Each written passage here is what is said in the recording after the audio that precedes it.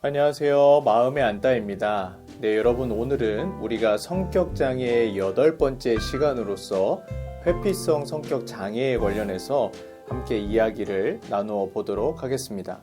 네, 여러분 우리가 오늘부터 다룰 회피 그리고 그 다음 영상에서는 의존, 강박성 성격 장애, 이것은 우리가 C군 성격 장애로 분류를 할 수 있겠고요.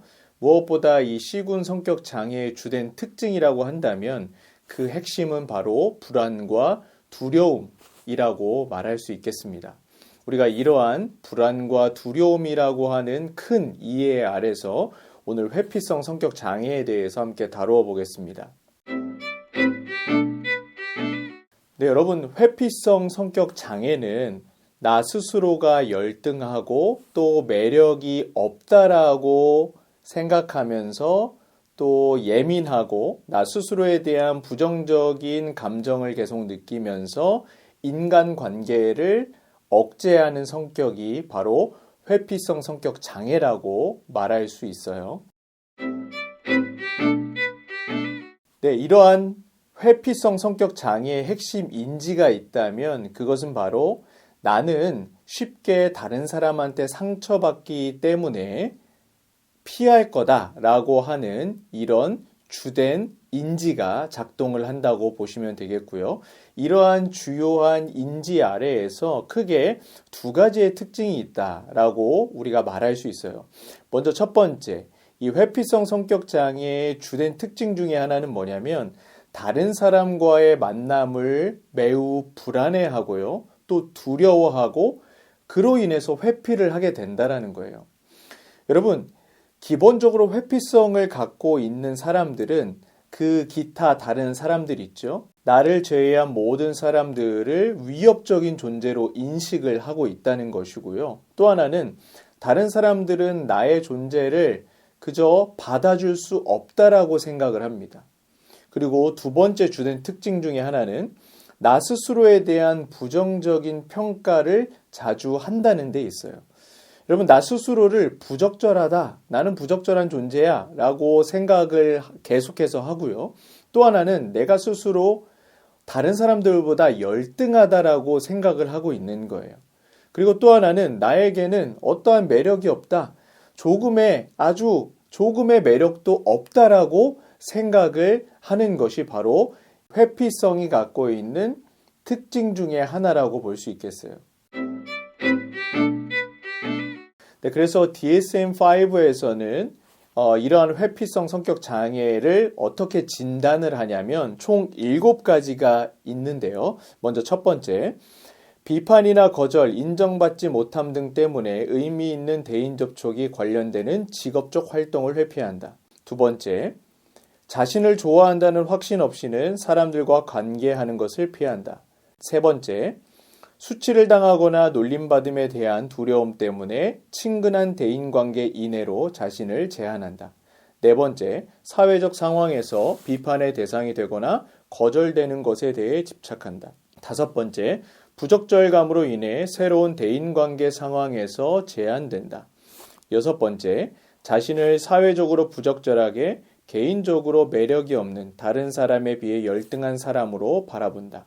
일곱 번째, 당황스러움이 드러날까 염려하여 어떤 새로운 일에 관여하는 것, 혹은 개인적인 위험을 감수하는 것을 드물게 맞이 못해서 한다. 여러분, 그래서 이 회피성은 주로 청년기에 나타나게 되고요.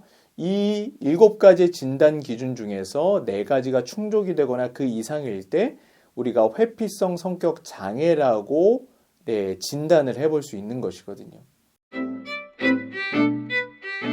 네, 그렇다면 여러분, 이 회피성 성격 장애의 원인은 무엇일까요? 먼저 이 회피성 성격 장애도 장애이기 때문에 기능에 손상이 발생하죠. 자, 먼저 이 매번 회피하고 억제하는 부분이 이 회피성은 과하게 발달을 한 거예요. 그리고 반면에 내 주장을 하고 다른 사람들과 관계를 맺고 교제하는 부분은 적게 발달을 한 거죠. 우리가 이러한 이해 아래에서 기능적 어떤 손상의 이해 아래에서 먼저 첫 번째 그 요인으로는 양육 환경적 요인이 있을 수 있어요. 여러분, 이것은 어렸을 때 부모로부터 빈번히 비하를 당하는 거예요.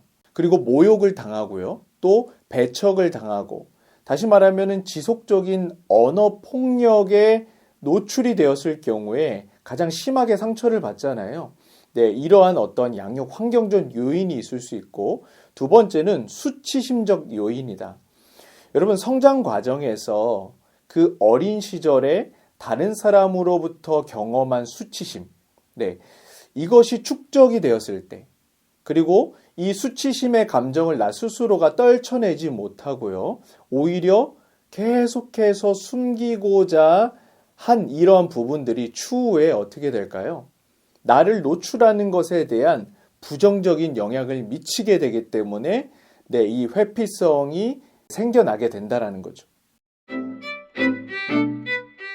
네, 그렇다면 여러분, 우리가 이러한 회피성 성격 장애가 있을 때 이 주변에 이런 사람들이 내 옆에 있다면 어떻게 함께 지내야만 할까요?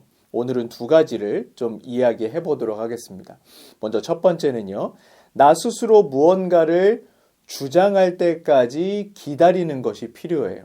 여러분, 우리가 회피성 성격을 갖고 있는, 이 경향성이 짙고 이 성격 장애를 갖고 있는 사람들과 관계를 맺을 때 우리는 섣불리 그들에 대해서 판단하고 움직이는 것을 조심해야만 한다는 거예요. 여러분, 우리가 너무 과하게 또 과한 친절로 그들이 원하지도 않는 것을 주거나 또 뭐 하는 그런 행위 자체가 그 사람에게는 오히려 더 악이 될 수 있다는 거예요. 더 어려움이 될 수 있어요. 그래서 그냥 그 회피성의 성격을 갖고 있는 그 당사자 자체가 어떠한 자기 표현을 하기 이전까지, 그때까지는 우리가 지속해서 기다려 줘야만 한다는 거예요. 그리고 두 번째는요, 우리가 건설적이고 긍정적인 말로 일관하되 그냥 단기적으로 끝나는 게 아니라 꾸준히 하라는 거예요.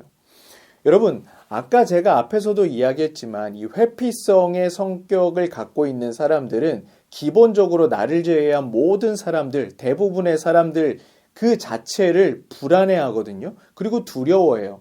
그렇기 때문에 상대로부터 오는 어떤 말에 대해서 굉장히 부정적이라는 거예요. 그리고 예민해지게 되고 당연히 민감할 수밖에 없거든요. 그래서 우리가 언제나 이들이 옆에 있다면 그들에게 지속적으로 일관되게 긍정적인 말을 해줄 필요가 있어요. 야, 너는 할 수 있다. 괜찮다. 그런 말들을 좋다. 이런 어떤 격려의 말들을 계속해서 해주는 것이 이들과 함께 지내는 방법이라고 말할 수 있겠어요. 그러면 우리가 이제 더 나아가서 혹 내가 회피성의 성격을 갖고 있다면 여러분 어떻게 해야 될까요? 먼저 첫 번째는 나는 할 수 없다는 생각을 조금 내려놓을 필요가 있다. 여러분, 나 스스로가 매력이 없고 오로지 열등하다라고 생각을 하는데 이에 대한 명확하고 확실한 근거가 없다라는 것을 회피성 성격을 갖고 있는 사람들이 반드시 기억해야만 해요. 나의 일상 속에서도 내가 할 수 있어. 그리고 나는 무엇이든지 하면 될 거야.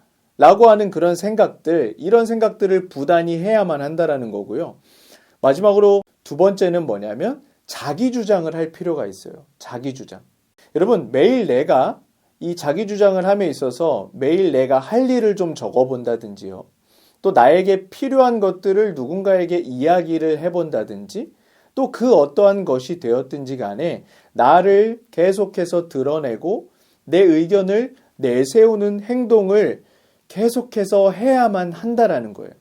그래서 여러분, 너무너무 힘든 일이지만 그럼에도 불구하고 계속해서 우리가 이 회피성을 극복하기 위해서는 직면을 하면서 내가 이 자기 주장 훈련과 또 하나는 내가 할 수 없다는 생각을 내려놓으면서 꾸준히 행동하다 보면 어느 정도의 이 회피적인 성향들, 내 안에 내재되어 있는 불안과 두려움이 조금은 감소가 될 수 있다. 네, 여러분, 우리가 회피성의 성격을 갖고 있다고 하더라도 여러분, 이 회피성은 사실 C군 성격 장애에 포함된 성격들은 다른 어떤 성격 장애보다 훨씬 더 다루기가 수월할 수 있거든요. 그래서 여러분들 포기하지 마시고 기본적으로 내 안에는 사람에 대한 불안과 두려움이 내재가 되어 있다고 하더라도 그것을 계속해서 마주하는 훈련을 통해서 괜찮다라는 느낌도 받으시고 또 내가 나를 표현함으로써 이 회피성이 어느 정도 극복이 돼서 그 안에서 나름대로의 건강한 자기 주장을 하면서 살아가게 되시기를 간절히 바랍니다.